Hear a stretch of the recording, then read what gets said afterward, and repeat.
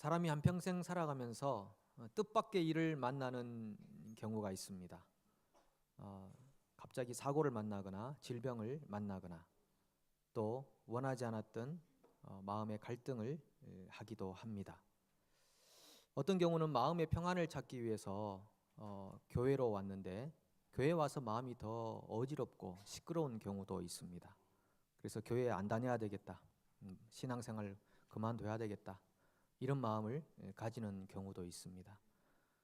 또 어떤 경우는 도선생님이 집에 오셔서 또 우리의 물건들을 가져가는 경우도 있고 시험에 낙방하기도 하고 입사가 되지도 않고 원하는 일이 뜻밖으로 이루어지지 않는 그런 일들도 많이 있습니다. 생각해보면 뜻밖의 일이라고 하는 것은 우리가 조절할 수 있는 경우가 그렇게 많지 않습니다. 대부분 다 우리가 조절할 수 없는 일들입니다. 그래서 중요한 것은 우리가 뜻밖의 일을 만나느냐 안 만나느냐가 아니라 그런 일을 만났을 때 어떻게 극복할 것이냐 하는 것입니다. 다윗도 뜻밖의 일을 만났습니다. 골리앗이죠. 자기가 원했던 만남이 아니었습니다. 사실은 다윗이 골리앗을 만나서 그 문제를 해결하지 않아도 되었었습니다. 굳이 자기 문제가 아니었을 수도 있습니다. 그런데 다윗은 그 문제를 직면하기로 했습니다. 누군가는 해야 할 일이지만 아무나 할 수 없는 일, 그것이 골리앗이었습니다. 인생의 장애물이고 민족의 장애물로 그 앞에 딱 버티고 있었습니다. 그래서 어떻게 극복할 것인가? 사실 다윗과 골리앗이란 이름은 우리가 대명사로 많이 씁니다. 굉장히 극복하기 힘든 일, 넘기 힘든 산, 뜻밖의 일, 거인, 장애물 이런 것들을 표현할 때 다윗과 골리앗이라고 씁니다. 누가 봐도 다윗은 전쟁에 패할 수밖에 없는 상황입니다. 근데 다윗이 뭐라고 합니까? 저는 한 번씩 다윗이 골리앗에게 막 선포하는 그런 내용을 떠올리면 용기를 많이 가지게 됩니다. 너는 칼과 창과 단창으로 내게 나오지만 나는 네가 모욕하는 이스라엘의 군대 하나님의 이름으로 내게 나아간다. 이렇게 선포했던 다윗의 그 용맹함을 떠올릴 때마다 그 영적인 힘이 제게 공급되는 같은 그런 느낌을 많이 경험합니다. 어떻게 해서 다윗이 이런 담력을 가지고 넘지 못할 산 같은 골리앗 앞에서 그런 담대한 호통을 칠 수가 있었겠습니까? 그 이유가 되는 본문이 오늘 읽었던 이 본문입니다. 다윗은 골리앗과 싸우기 전에 들에서 사자와 곰과 전쟁하는 일을 많이 치렀습니다. 실전 경험이 많았다는 것입니다. 누가 가장 잘 싸웁니까? 싸움터에 가면 많이 싸워본 사람입니다. 많이 싸워본 사람은 그 싸움의 흐름을 압니다. 그래서 중요한 순간에 일격을 가함으로써 싸움에서 이기는 거죠. 기선을 제압하든지. 이 다윗은 골리앗과 싸우기 전에 사자와 곰과의 싸움을 많이 치렀습니다. 그것이 골리앗을 이길 수 있었던 하나의 비결이기도 했습니다. 그런데 여러분 생각해 보십시오. 사자와 곰과 싸웠다. 왜 그가 사자와 곰과 싸워야 했으며 어떻게 사자와 곰과 싸워서 이길 수 있었는가? 다윗은 아버지의 명을 받아 양떼를 지키는 목동이었습니다. 자기 양이 아니었습니다. 본문에 보면 아버지의 양이라고 분명히 되어 있습니다. 아버지의 양이기에 조금 소홀할 수 있지 않겠습니까? 그런데 이 다윗은 아버지의 명을 받고 내 양처럼 성실하게 그 양떼를 지켰습니다. 양떼를 지키는데 그가 성실히 일했던 이유가 자신의 소유의식에서 나온 본능이 아니라 아버지가 주신 사명에 대한 충실함으로, 신실함으로 그 양떼를 지켰다는 것이죠. 그렇게 지킬 때에 지키다 보면 사자나 곰이 와서 새끼 양을 물어가기도 합니다. 그러면 다윗이 따라가서 그것을 쳐서 죽였다. 머리털을 잡고 사자와 곰을 쳐서 죽였다. 이렇게 표현합니다. 여러분, 사람 중에 어떤 사람이 막상 이 육신적인 힘으로 사자와 곰을 상대하여 이길 사람이 누가 있겠습니까? 보기만 해도 두려운 존재가 사자나 곰 아니겠습니까? 어떻게 이겼을까 생각해 보면 다윗이 자신이 가지고 있는 유리한 면을 전략적으로 사용했겠구나라고 하는 것입니다. 다윗은 돌을 가지고 있었고 사자와 곰과 육신적인 겨루기가 아니라 멀리서 사자와 곰을 격파함으로써 그가 쓰러졌을 때 가서 그 사자와 곰을 죽였던 그런 전략으로 싸웠을 것이다. 충분히 짐작할 수 있습니다. 그렇게 실전으로 경험했던 그 힘으로 골리앗 앞에 서서 늘 그가 돌을 가지고 사자와 곰을 쳐 죽였듯이 골리앗도 동일한 모습으로 상대할 수 있었다는 것입니다. 그러니까 고대 전쟁의 용사들의 세 가지 종류가 있다고 그러죠. 전차 부대, 그 다음에 보병, 이렇게 칼과 창을 들고 싸우는 부대가 있고, 또 하나는 궁수들입니다. 활을 가지고 쏘든지 물맷돌을 가지고 싸우든지. 그런데 이 다윗이 물맷돌 전투에 그렇게 능했다라고 하는 것입니다. 기록에 하면은 이 물맷돌은 1초에 한 6, 7회를 돌린다고 합니다. 1초에 6, 7회를. 그리고 이게 초속 35m로 날아간다고 합니다. 그러면 지금 야구 선수들 중에 가장 빠르다고 하는 야구 선수들보다 더 빠른 속도로 돌이 날아간다는 것입니다. 그리고 어떤 돌이 상대에게 치명타를 입힐 수 있는지 다윗은 알아서 골리앗과 싸우러 갈 때 매끄러운 돌 5개를 가져갔다라고 하는 것입니다. 그리고 그 돌을 가지고 던졌습니다. 사자와 곰과 싸울 때에도 다윗은 급소가 어딘지를 알았습니다. 그리고 정확하게 움직이는 타겟을 향해서 던질 수가 있었습니다. 그리고 사자와 곰이 쓰러지면 목을 따는 것입니다. 골리앗도 동일한 방법으로 그가 전투했습니다. 이 물맷돌은 여러분 열심히 돌려서 손을 넣는 순간이 중요하지 않겠습니까? 그 각도와 그 탄도와 그 모든 것이 다 맞아떨어져서 결국은 목표하는 타겟 지점에 명중을 시키는 것입니다. 골리앗의 미간에 돌이 박혔다 그랬습니다. 미간은 급소 중에 급소입니다. 다윗은 그곳을 향해서 휑휑 돌려서 돌을 놓았던 것입니다. 그 돌이 초속 35m 이상으로 달려가서 골리앗의 이마에 박혔다는 것입니다. 그가 그렇게 할 수 있었던 것은 바로 사자와 곰과의 그 실전 경험, 전쟁, 싸움이 그에게 반복되어서 있었기 때문이었다는 것입니다. 만약에 그런 실전 경험이 없었으면 어찌 다윗이 골리앗 앞에 나갈 생각을 했겠습니까? 중요한 것은 우리가 오늘 어떤 실전 경험을 하며 사는가 하는 것입니다.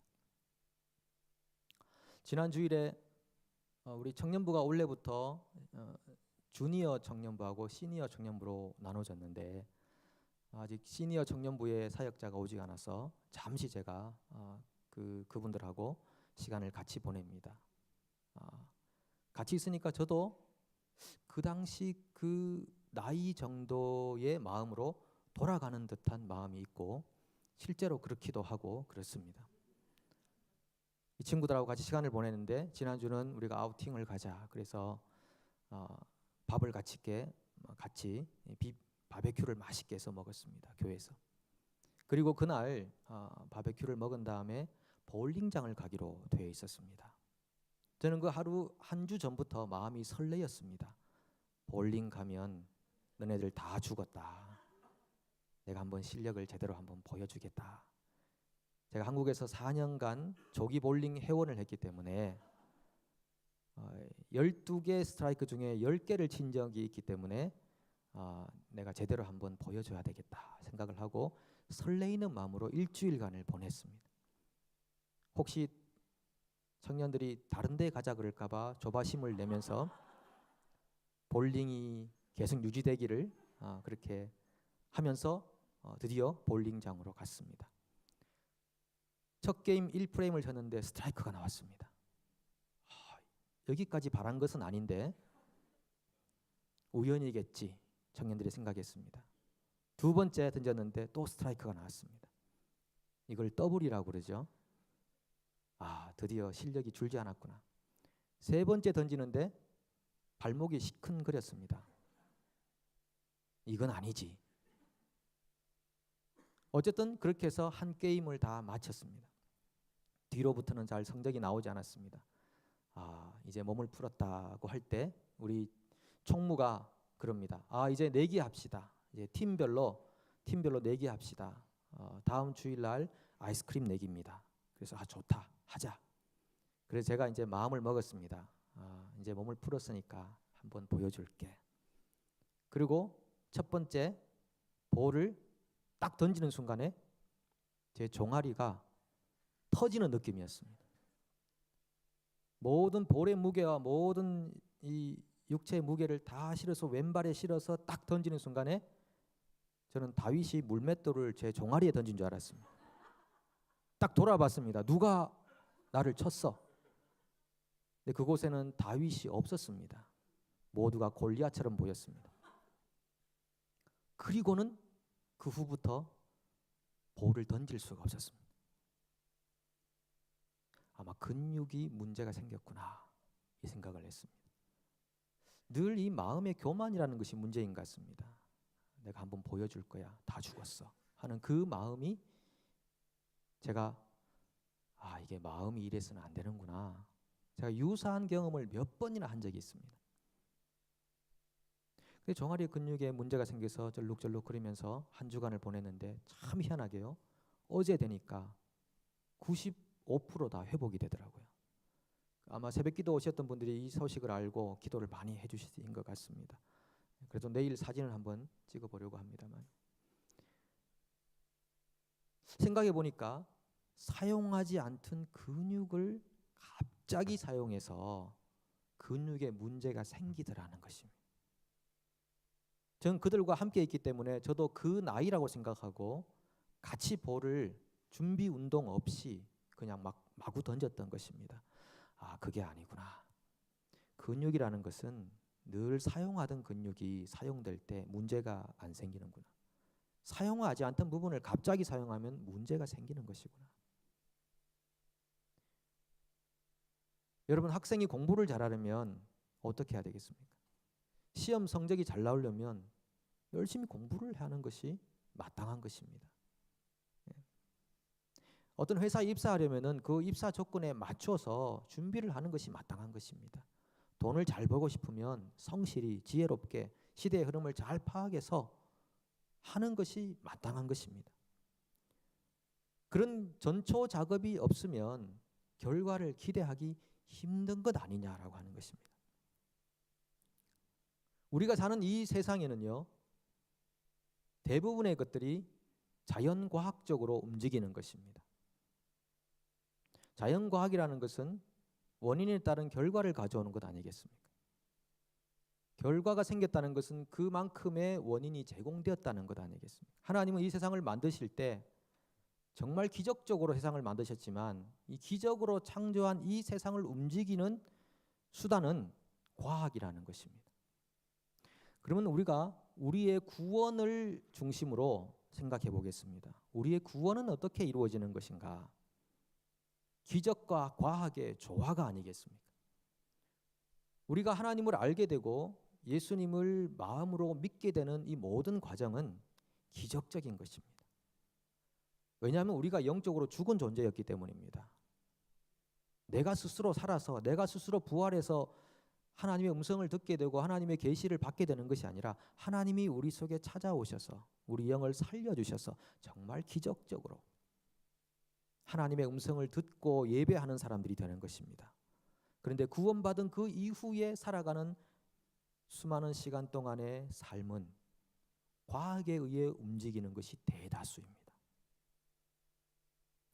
하나님은 우리의 인생을 다스릴 때 항상 기적으로 우리를 다스리지 않습니다. 이 과학이라는 것도 하나님이 창조해 놓으신 섭리이고 우주를 운행하는 방식이기 때문에 그렇습니다. 그래서 우리 안에 하나님의 기적과 이 자연과학적인 과학의 시스템 안에서 이 모든 것들이 움직여져 가는 것입니다. 생각해 보십시오. 다윗이 골리앗을 만나서 전쟁에 이긴 것은 기적입니까? 과학입니까? 물론 하나님의 도우심이 그에게 주어졌지만 이건 과학인 것입니다. 그가 한 번도 싸워보지 않고 기적적으로 돌 던져서 대충 던졌는데 그의 머리를 격타한 게 아니었습니다. 그가 수십 번 수백 번 사자와 고물 상대로 물맷돌을 던져서 죽였던 그의 역사가, 그의 원인이 있었기 때문에 골리앗을 명중시켜서 죽일 수 있었다는 것입니다. 그 원인에 의한 결과로서 골리앗은 다윗 앞에서 쓰러질 수밖에 없었다는 것입니다. 그래서 오늘 우리가 어떻게 살아가는가 하는 것이 우리의 내일을 결정한다는 것입니다. 어떻게 하면 되겠지가 아니라 오늘 우리가 살고 있는 이 삶의 연속의 연장선의 끝에서 우리의 내일이라는 것이 이루어진다고 본다면 오늘 우리의 삶에 있어서의 물맷돌은 어떤 것이 되어야 할 것인가? 히브리서 3장 13절이 이렇게 말합니다. 오직 오늘이라 일컫는 동안에 매일 피차 권면하여 너희 중에 누구든지 죄의 유혹으로 강팍해 됨을 면하라. 오늘이라고 일컫는 하루 동안에 라는 것입니다.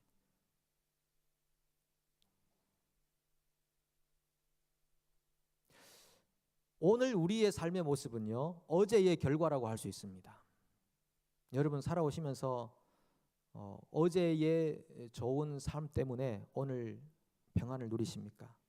어떻게 좀 안락한 삶을 살고 계십니까? 좀 여유 있는 삶을 살고 계십니까? 잘하셨습니다. 얼마나 고생하셨겠습니까? 어제라는 그 삶의 수고가 얼마나 많았겠습니까? 그래서 오늘을 이렇게 살고 계시겠습니까? 그렇다면 오늘이라는 이 삶에 여러분 만족하십니까? 과연 이 삶의 내일이 오늘과 같은 평안이 이어질 수 있겠습니까? 기쁨이 이어지겠습니까?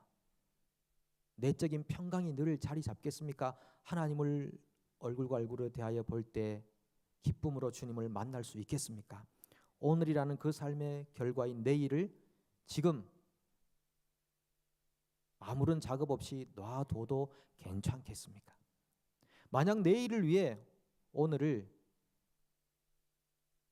손을 써야 된다면, 뭔가가 수정을 가야 된다면 오늘이라는 기회가 있을 때 우리가 헌신해야 됩니다. 수정해야 됩니다. 바꿔야 됩니다.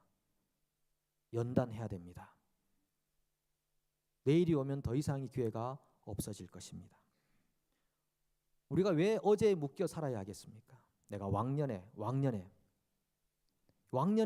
이제 버리셔도 괜찮겠습니다. 우리가 계획하고 설계하고 늘 미래를 계획한다고 미래가 되겠습니까? 그렇지 않습니다. 오늘이라는 것이 투자가 되지 않으면 아무리 설계하고 아무리 계획해도 내일은 우리에게 오지 않는 것입니다. 여러분의 기업이나 여러분의 인생이나 여러분의 학업이나 여러분의 일터는 각자가 적용하십시오. 저는 영적인 삶에 대해서 여러분들에게 말씀을 드리는 것입니다. 우리가 지난 한 40일간 같이 뜨겁게 기도했습니다. 하나님이 우리에게 기도를 지킨다는 것은 뭔가 새로운 일을 우리에게 이루어 주시려고 하기 때문입니다. 그래서 기도로 준비시키는 것입니다. 기도로 준비하고 나면 공동체가 하나님의 사명이 무엇인지를 보게 될 것이고 우리에게 주신 사명을 이룰 수 있는 힘을 가지게 되는 것입니다. 우리 앞에 어떤 골리앗이 올지 우리가 어떻게 알겠습니까? 우리가 뜻밖의 일을 만났는지 어떻게 우리가 알겠습니까? 오늘이라는 기도의 이 시간들이 내일 만날 뜻밖의 일을 대비한 것임을 우리는 기억해야 하겠습니다. 여러분 골리앗을 생각해 보십시오. 골리앗은 장수였습니다. 뛰어났습니다. 그가 가지고 있는 풍채, 그의 신장 이런 것이 다른 사람을 위협적으로 두렵게 만들 수 있는 그런 조건이었습니다. 그런데 결국은 골리앗이 어떻게 죽습니까? 자신이 차고 있었던 칼에 죽임을 당합니다. 다윗에게는 칼이 없었습니다. 갑옷도 없었습니다. 물맷돌 들고 왔습니다. 그가 돌로 골리앗을 죽인 다음에 달려와서 쓰러진 다음에 골리앗에 차고 있던 그 칼을 가지고 골리앗의 목을 베었다는 것입니다. 골리앗은 굉장히 좋은 칼을 차고 있었습니다. 그런데 이 칼은 어제의 칼이었습니다. 오늘 사용할 수 있는 칼이 아니었습니다. 어제 그가 블레셋 군대 안에서 장수가 되기까지 여러 번 전쟁을 했을지도 모르겠습니다. 전투를 했을지도 모르겠습니다. 그가 차고 있던 그 칼이 자기를 지켜주리라고 그는 생각하고 있었습니다. 왜? 과거의 역사가 그렇게 증명해 왔으니까. 오늘 이 칼이 과거처럼 나를 그렇게 만들어줄 거라고 생각했습니다. 그런데 그 칼이 결국은 자기의 목을 베는 칼로 사용되고 말았습니다. 여러분 칼 가지고 계십니까? 그 칼이 혹시 과거의 칼이 아닙니까? 오늘은 사용할 수 없는 과거의 칼이 아닐까요? 그 칼은 오늘 우리를 죽이는 칼이 될 수도 있을 것입니다. 골리앗은 자기를 맹신했습니다. 자신의 외모와 풍채를 통한 승리에 도취되어 있었습니다. 이건 다 과거입니다. 과거는 잊어버리십시오. 사실 이 골리앗에게도 약점은 있었습니다. 그 당시에 그런 신체적 조건을 가진다는 것은 정상적인 신체가 아니었습니다. 그래서 이상적인 신체 모양이라고 학자들은 다 얘기하는데, 그래서 그는 굉장히 시력이 약했을 것이다. 그와 같은 신체적 조건을 가진 사람들은 시력이 약했다는 것입니다. 그리고 굉장히 속도가 느렸다는 것입니다. 그가 산에서 골짜기로 내려올 때 앞에 방패든 자가 있었다고 그랬습니다. 아마 그를 부축해 주었는지도 모르겠습니다. 그리고 골리앗이 다윗을 향해 내게로 나오라고 한 것은 그가 시력이 분명하지 않았다는 것입니다. 그가 가지고 있는 약점이 그에게 있음에도 불구하고 그는 그것을 방치해 두었습니다. 그리고 그는 자기 앞에 서 있는 사람이 누구인지 전혀 몰랐습니다. 다윗이 살았던 삶의 역사를 전혀 몰랐습니다. 지피지기 해야 되는데 지피가 되지 않았습니다. 지기도 되지 않았습니다. 만약에 그가 다윗을 알았다면 방패 든 자가 자신의 신체를 가리도록 했었어야 합니다. 그런데 그것을 노출시킨 채 다윗과 싸우려고 했었습니다. 결국 그는 과거의 칼을 차고 있다가 그 과거의 칼에 의해서 목베임을 당하고 말았습니다. 다윗은 어떻습니까? 다윗이 가지고 있었던 물맷돌 5개, 그것은 과거에도 역사했지만 오늘도 역사하는 돌이 될 수가 있었습니다. 왜 그렇습니까? 그의 마음속에 심어진 하나님을 향한 믿음과 신뢰라는 것이 어제의 돌을 오늘의 돌로 만들 수 있었다는 것입니다. 하나님께서 너를 나에게 넘길 것이다. 너의 군대를 우리 군대에 넘기실 것이다. 다윗이 가졌던 여호와를 향한 신뢰, 믿음이 결국 그의 돌을 오늘의 돌로 만들 수가 있었습니다. 우리 하나님은 어제나 오늘이나 영원토록 동일하시느니라. 항상 현재인, 항상 오늘인, 하나님에게 능력과 결합될 수 있는 그 순간이 바로 하나님을 향하여 가졌던 믿음이라고 하는 것이었습니다. 그 믿음이 결국은 다윗의 돌을 오늘의 돌로 만들 수가 있었던 것입니다. 여러분 속에 이런 영적 내공이 담긴 돌들이 있으십니까? 혹시 그 돌들이 과거의 돌들이 되어 나를 치는 돌이 되고 있지는 않습니까? 만약 여러분들에게 과거의 돌이라도 하나도 없다면, 과거의 칼도 하나도 없다면 어떻게 해야 되겠습니까? 이제 그 돌들을 지금부터 만들어 가야 되는 것입니다. 골리앗과 싸우기 전에 사자와 곰과의 싸움을 열심히 감당해야 되는 것입니다. 여러분, 골리앗이 우리 앞에 언제 설지 우리가 어떻게 알겠습니까? 뜻밖의 일을 만나는 일이 언제 올지 우리가 어떻게 알겠습니까? 그날을 대비하여 오늘 사자와 곰과의 싸움을 하는 돌들을 마련하셔야 되는 것입니다. 어떤 장군이 있었습니다. 이 장군이 지휘관에게 충성했습니다. 아주 사랑을 받는 장군이었습니다. 그러다 보니까 주변 장군들이 시샘을 냈습니다. 시기심. 그래서 그를 모함하게 됩니다. 오해를 받아서 이 장군은 지휘관으로부터 저 시골로 가라는 그런 명령을 받고 시골로 들어가 지내게 됩니다. 전투는 계속 이루어지고 있습니다. 수년의 시간이 지났습니다. 굉장히 전세가 불리해진 지휘관은 옛날에 저 시골로 보냈던 한 장군을 기억해냈습니다. 그 장군 참 쓸만한 장군이었는데, 더 알아보니까 그 장군이 오해를 받아서 시기심 때문에 그곳으로 간 것인 줄을 알게 됐습니다. 다시 그 장군을 불러드립니다. 내가 지금 굉장히 불리한 입장에 서 있는데 이 전투를 어떻게 이길 수 있을지 혹시 당신에게 전략이 있지 않소? 지휘관님, 제게 좋은 전략이 있습니다. 이렇게 저렇게 하면 이번 전투를 승리할 수 있을 겁니다. 아니, 어떻게 해서 이 빠른 시간에 이런 전략을 줄 수 있습니까? 어떻게 해서 그런 전략이 당신의 머릿속에 떠올랐습니까?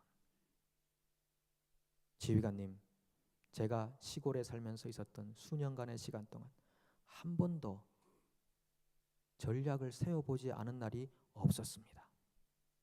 언젠가는 지휘관께서 저를 불러주실 날을 기다리면서 기대하면서 하루도 전략으로부터 떨어져 본 적이 없었습니다. 그래서 제가 지금 이런 전략을 드릴 수 있는 것입니다. 여러분, 준비되어 있어야 합니다. 하나님 우리에게 어떤 산을 극복하게 하실지 우리는 아무도 모릅니다. 우리를 넘어뜨리려고 하는 일들이 얼마나 많이 있습니까? 우리를 유혹하고 우리를 시험하는 일들이 얼마나 많이 있습니까? 우리 신앙을 예수 그리스도로부터 멀어지게 하려고 하는 것들이 얼마나 많이 있습니까? 시험에 들게 하고 유혹에 빠지게 하고 넘지 못할 산들을 우리 앞에 얼마나 많이 이 세상이 갖다 두었습니까? 그 산들을 만날 때마다 넘어갈 수 있는 힘이 어디서 생기겠습니까? 오늘 우리가 만들어내는 돌 5개가 내일의 골리앗을 넘어가게 하실 줄로 믿습니다. 기도하겠습니다. 하나님, 감사합니다. 우리에게 주신 주님의 은혜가 얼마나 놀라운지요. 그런데 주님, 우리가 주님의 은혜 안에 산다고 하면서 우리 영적 삶을 방치해 두는 일이 참으로 많았습니다.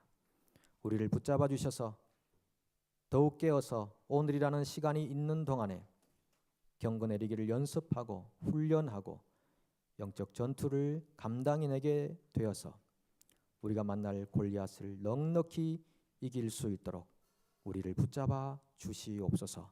예수님의 이름으로 간절히 기도합니다. 아멘.